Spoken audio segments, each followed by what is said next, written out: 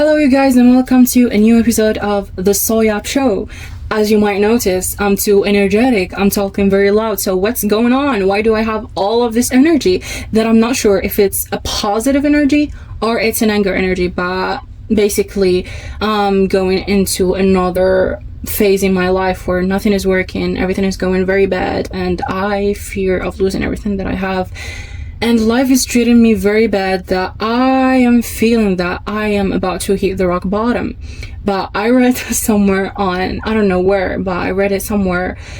A person said that if you feel that you are gonna hit the rock bottom, if you arrive to the rock bottom, they will hand you a shovel and let you keep digging, because there is no rock bottom in this life. As long as you have few things that you fear losing, you will lose them at the end and you will hit the real rock bottom. So I feel like that was a really positive energy thing to say at the start of this episode. And also I noticed that I called this show the Soul Yap Show, but basically I'm not yapping, I'm just writing a script and I'm just following it and telling you whatever I think and I believe. But I feel like I need to give you an introduction of a life update. I ask you about your life updates. How are you doing, you guys? How is life going with you? If you're struggling, we're here together. If you're not, I'm really happy for you. So I forgot that this is a yapping session and I will just give you a life update that you might not care to hear, but I care enough to share. I got my driver's license lately, and if you ask why at this late age you got a driver's license, whatever, I did not need that in my home country. I was living in a walkable country and I did not need to drive for 10 minutes to go to the nearest grocery store and buy a bottle of water. It's not very eco-friendly, but whenever I put on GPS a destination which is 1 or 2 minutes away, they will tell you, no bro, we cannot help you on this, you should figure it out and go walk. Let's save the turtles on the ocean. Bro, I'm going to a gas station. What do you mean go walk and don't use GPS for that? I'm going to a gas station. Do you want me just to cross the street, me and my car, hand to hand, and no one will cause any pollution on this planet? No bro, just give me that 1 minute damn trip and show me where to go, because I'm lost. I don't know how to go left, I don't know where to go right, I don't know if I got that driver license. I really feel that getting a driver license or even the driving activity is really underrated, because it's so dangerous. It's damn dangerous. It's really scary and terrifying, and every time I go on the road I really face a life-threatening accident. I don't know, in the first week of me getting the driver license, how many times I thought that I'm gonna die. The first day of me getting the driver license, I needed to take the highway. So I was like, damn bro, I'm confident enough and I know the road. No, I am confident in my driving. No too. And I can handle the stress and find the solutions of the problems in the life-threatening situations. No too. But I decided from nowhere on this brain that I need to put an episode of Stephanie Sue. You will never guess how many U-turns I've done that day. I really felt for the first time that Stephanie Sue yapping and her talking about each detail in the case was annoying. I was like, damn girl, just shut up. I need to find my way. I was like, I need to focus, girly. I cannot, because if I turn the volume down, I cannot listen to the GPS instructions. And I'm on a highway, so there is no risk at that place that can end with either your death or someone else's death.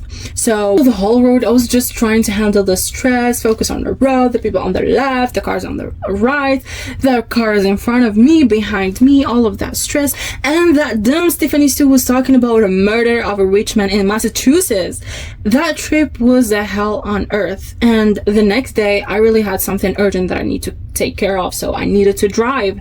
And that time I was like, when I got out of home, I will not turn on Stephanie Sue on. I need to focus.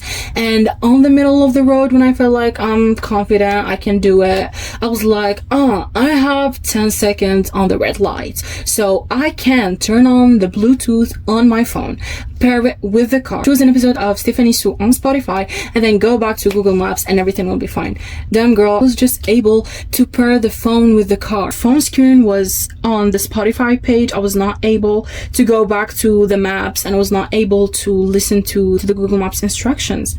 So I was just driving straight until I find a new red light, and when I found it, I just stopped there. I needed to do a U-turn that day. It was terrifying enough for me to be on a road, lost, I don't know where to go, until I was like, oh my god, I need to do a U-turn, because when I figured out the way, I was on the right lane, and I needed at that light to go on the left lane and do a left turn. So I just kept straight on that right lane, and I needed to do a U-turn in the next turn. And guess what? When I did a U-turn, I was stuck in the middle of the road, just straight in the middle of the road, perpendicular with the road lanes.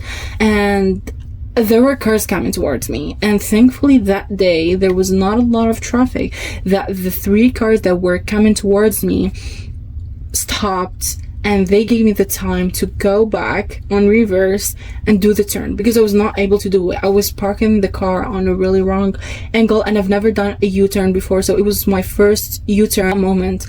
I felt that it would be my last U-turn too. I feel like driving is really terrifying, and it's underrated, and people don't talk about it that much. When you feel that driving is terrifying, you find that there are other things on this planet Earth that make me feel terrified.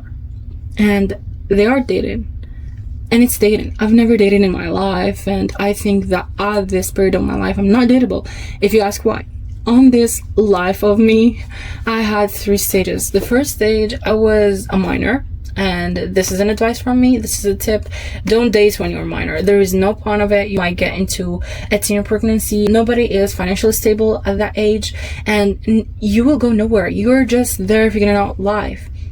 And the next stage of my life, I was really terrified from men. And if I want just to say it now, I hate men, and I don't really know how to handle men, and I cannot even socialize with them because I don't find them human beings from my perspective at that period.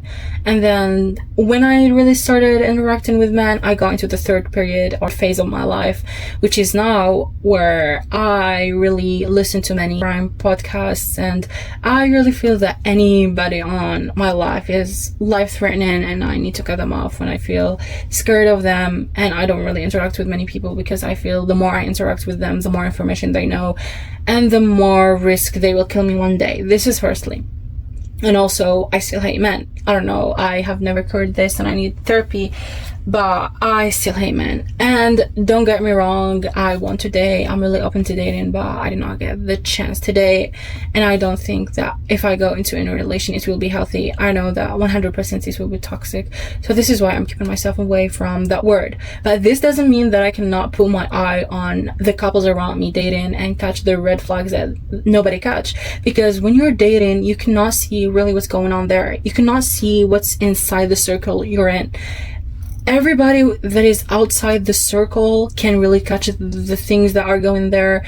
And when you're always outside the circles, you can see all the circles around you and learn from each one of them. So at the moment, I really have an image of what a future dating life of me I want to have, and what are the red flags in men, what are the red flags in women, what are the red flags in the relationships in general. And I'm here to share them with you, because you will not find this opinion everywhere. You will find it here, because I had a lot of experience with dating life, more than anyone could be. Because when you date, you're in your circle already. You cannot really focus on other people's circles as someone like me that it's outside of any circle. And when you're outside that circle, you mean that you broke up and you really need to focus on yourself, and you cannot see what's going on other people's circles, and you are in a phase where you need to really figure out what happened on your circle in the past few years. So this is what really I think you need to take advice of dating from people that have never dated, and this person is me. I'm here to give you that advice. So the first point I need to talk about is, you guys don't date or marry someone that you don't like, and more importantly that you don't respect. I know that we all love to be loved, and we cannot resist the adrenaline and the dopamine we get from being someone's number one girl. You know, like they think about you in every meal, and they invite you to dates, watch with you the latest released movie, and even just be there for you in the best and worst parts of your life to support you and give you the comfort and the peace you need. But this alone is not enough to date them. Please don't be selfish, because in this situation you're just thinking about yourself and about the benefits you'll get from them, when you personally are not ready to give them the same, to provide them with the same feeling and emotional comfortability you feel. And over time, you will find yourself the toxic partner that doesn't appreciate their significant other and abuse them mentally. Even if you don't mean it, you will be it. Because there is no reason why you're with that person except that they will give you all what you need, and if you don't respect them and feel the ick from their behavior, appearance, values, or even their accent, this is worse, because you will always try to compensate the sacrifice you made by being with them and handling them while ignoring your ex, by using them to the max and getting the most benefit from them. And the next step of this relation will be that you will not even appreciate what they are providing for you. You will feel that this is your right and it's their must, because again, you feel that you are too good for them and that they don't deserve you and that they shouldn't be loved or respected by you. Set them free, girl. Let them go. They are very kind and sweet. They deserve someone on the same page with them. And this doesn't mean that you're mean. This just means that you are not meant to be together. They have their other soulmates on this world that actually love them, and because if you just stay with them non-consciously, you will ruin them and let them underestimate themselves. Especially if they were too deep in love with you, they will not notice that they are in a toxic relationship. So please let them go and just try to hear your inner voice as if it was about you. It sounds mean and it feels that you have emotionally invested in someone they cannot stand to share the same room with you. I saw the other day on Reddit a confession by a woman, and it made me really upset. It has been a minute since I've read that confession, and I still feel angry. I still feel the grief. I still feel that was a good motivation for me to pull this point here. And I don't know, I feel that I will be angry when I read it for you, but let read it first. So quote, "We are 30-year-old male and 29-year-old female. For context, I moved with him 2 years ago to a small 700 square feet place. He is a very loving partner. We are best friends, but I'm really struggling living with him and feel that I cannot do it anymore. And I don't sleep well because he snores, sweats, and rolls around in his sleep. It's disgusting to wake up in a puddle of someone else's sweat. He is messy. I'm not perfect either. He cooks things that smell, and I just always smell that on my clothes. He bought this small condo and he doesn't see himself selling or moving. I am so depressed here. I just want to live alone and get good sleep and only pick up after myself, but I know it will be the end." Okay, so this was the confession, and after a big backlash, obviously for obvious reason from people, she added in it and she said, "I have talked to my partner about all of this. I did not post this on the internet without trying to have a conversation about it first. He doesn't see an issue with any of it and dismisses my concerns about not sleeping properly. This has been a conversation between us for over a year." Okay, I'm too angry now. I cannot even handle being a wise person here. Because what do you mean, girlie? You find him disgusting and sweaty. You just don't like him anymore. You feel sick of him. So please leave him. If you're married, get a divorce right now, honey. I have never given a breakup advice for anyone, but in this case, the breakup is the best thing that you can ever do in your life for him and for you. I'm sure that what you have in your mind is not an inner thought anymore, because it became more obvious for him and it will hurt him. There is no way that the food he cooks is smelly and you still eat it. So you might have told him that, mentioned it, and it hurt, and sometimes the food will end up in the trash after him spending a lot of time and effort to cook it for someone that he loves and cares about. And just the way you describe how sick you feel from waking up in his arm, it is awful, honey. So please leave him for peace and mental stability. I'm not saying that you are the villain here, because we sometimes hate people for no reason, and obviously from reading your confession, you have enough reason to hate someone. You might hate bad smell, you might hate sweat, but if you keep up with him on this relation just because he cares about you or he loves you or even he financially supports you haven't mentioned that, but you said that he's a lovely partner. So if you get that emotional compensation from the ick you get and you keep up with him on this relation, this just means that you are the villain on this situation. Okay, I feel like I covered the first point a lot and I feel angry, so let's go to another point where I feel like That's a good point, so let's just talk about it, which is love blindness. We have two types of love blindness. I know that many people just, when they hear love blindness, they mean like, oh, this is red flag, whatever. No, love blindness can be positive and negative. The positive side is when you just date someone because you love them. You don't care their ethnicity, you don't care their culture, you don't care about their religion, you don't care about their physical appearances, you don't care about their size, their height, their width. It doesn't matter. This just means that you are with that someone because you love them unconditionally, which is beautiful.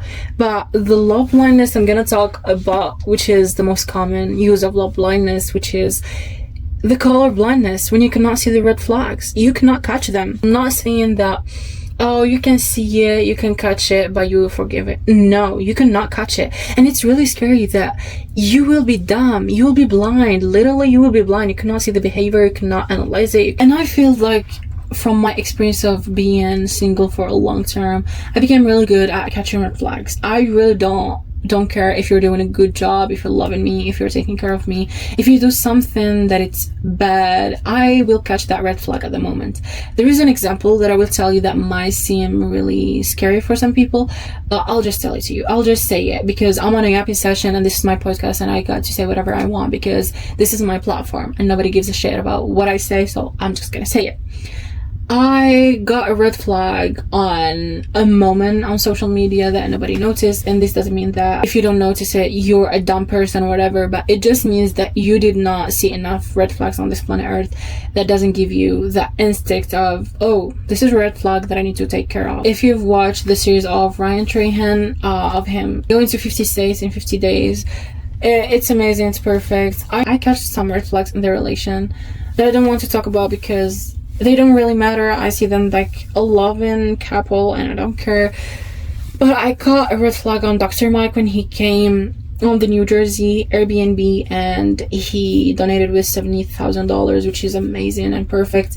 And he's a really good person. I really watched his videos and I feel like he's really wise and well cultured and he knows what he's saying, and he really, he's a really good doctor. He's an excellent doctor and he deserves all the popularity. But I'm just talking about a dating red flag. I'm not talking about a red flag of a doctor or of a person. When he activated the Wheel of Doom after donating with amazingly $70,000, he turned the Wheel of Doom, and then after turning it, he turned around everybody and he said, you can see that it was a perfect turn. Okay, you say, girly, what the hell, what's going on? This is really normal? No, if you get deep into it, this is not normal behavior. It's called too much self-esteem.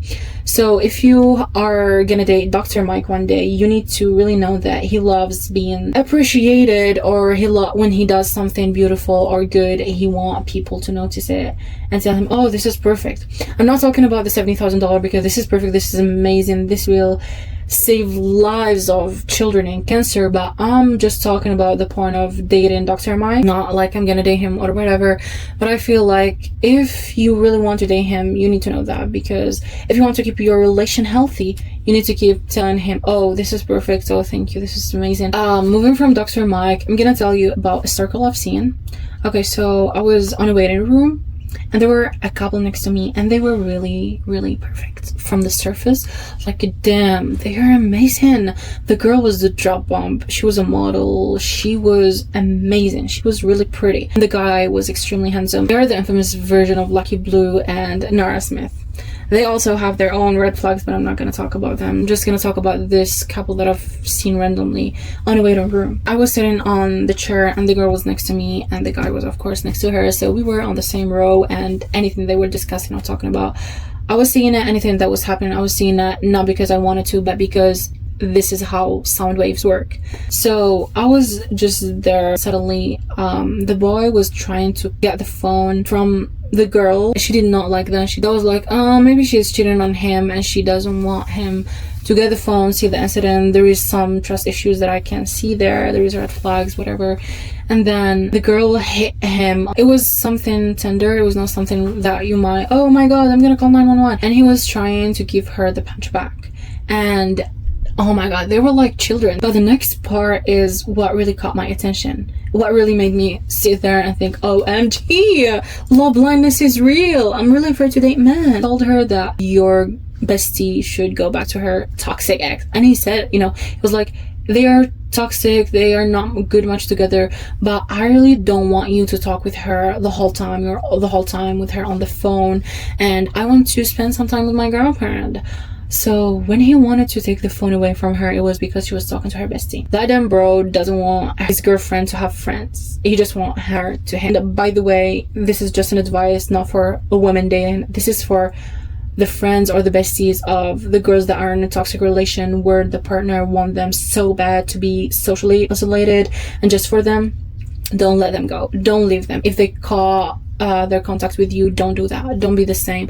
You need really to be with them because they are in a situation where they cannot control themselves. They are not conscious. So it doesn't matter how annoyed you are, as long as you feel that you need to be there, just be there for them, because people in a toxic relation really need is a support system they need to rely on and know that you can be free and you can be okay without really being without someone. Because I really cannot imagine if I'm now in this situation and someone came to me and told me that your bestie needs to go back with her toxic ex because I really want you for me and only me and nobody talks with you. I'm gonna be like, bro, get some help. I need to have a life or whatever. But if you're in a relation, that love hits you so hard that you cannot even realize that what you're getting through is a toxic relation. And this is really scary. This is more scary than being hit by a car when you're doing a U-turn and being straight in the middle of the road. Okay, the next point is something that I've noticed in some of my friends, where suddenly the girl is dating someone and that person becomes her identity and her whole personality, and she cannot open or close a discussion without mentioning him or what he did to her or what they did together and how good he is. You girly, you're not in love with him. You are just in love with the perfect image you made of him or he made of himself for you. And at some point I feel that this is a love bombing situation and you cannot even see the flops on him and he cannot be real with you. Maybe he thinks that you are not in a really serious relation where he feels that he needs to be open and seriously and emotionally invested in it. When you start knowing people, you know that they fart, they smoke, they lie, make really dumb decisions, they miss the left turn and go and make a U-turn, they forget to wash their face before sleeping, they sometimes feel sad. A moment where you are both in that beautiful relation, you will just be, I really love him too much that I don't want to talk good or bad things about him with other people. The people that I talk to, they are either in a 50-50 relation where they are both responsible the same way, this same exact way. If you pay $600 for the rent this month, I'll pay $600. If you buy one apple, I'll buy one apple. If you watch a movie on your own on a weekend, I'll watch a movie on my own on a weekend, and I will not watch it with you. There is no type of, oh my god, you love this, I'll do it, I love this, I'll do it. No. And the other type of girl is I'm are in a 0-100% relation, and it can be either the girl or the boy. I'm not telling you that there are some boys that really want to provide for their girlies, and there are some boys that will not provide anything for girlies. So I hate these two types of relations, the 50-50 and the 0-100. I love a dynamic relation where you get to do what you like, he gets to do what he wants, and because you both love each other, you will both do things for each other, not consciously. For example, if you're married or living together, he loves cooking, he cooks, you love cooking, you cook. This doesn't make you a trade wife, and this doesn't make him less male. If he loves cleaning, he loves organizing things,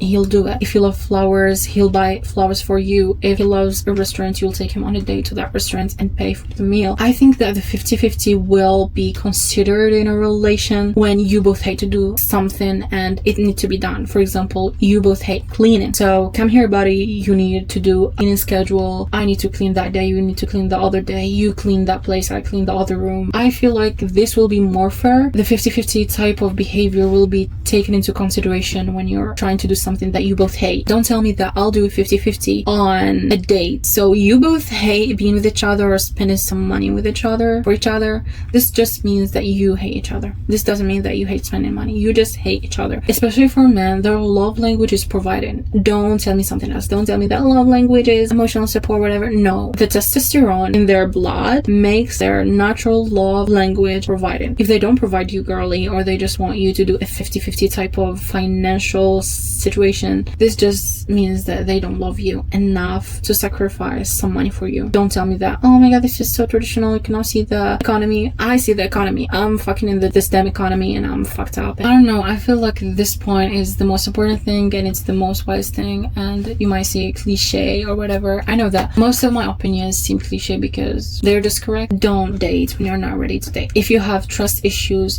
don't wait for someone to come and show you that they are perfect and loyal so you can move on from that toxic behavior or toxic trust issues, because you will have, girly, believe me, you will have them. It doesn't matter how that person treats you, it doesn't matter how loyal they are. At one time after a relation, when everything starts to be boring, these toxic behaviors will come back. This is firstly. And secondly, if for example you had a childhood trauma or you don't really love men and you were stuck in a relation where you needed to deal with men and you don't like men or whatever, you feel the ick from men, it's the same first point. Don't date. Don't put them or you in an environment where nobody can be themselves, where nobody can really feel comfortable doing something they love to someone they love. And this was today's episode. Thank you very much, you guys, for watching. Thank you for listening.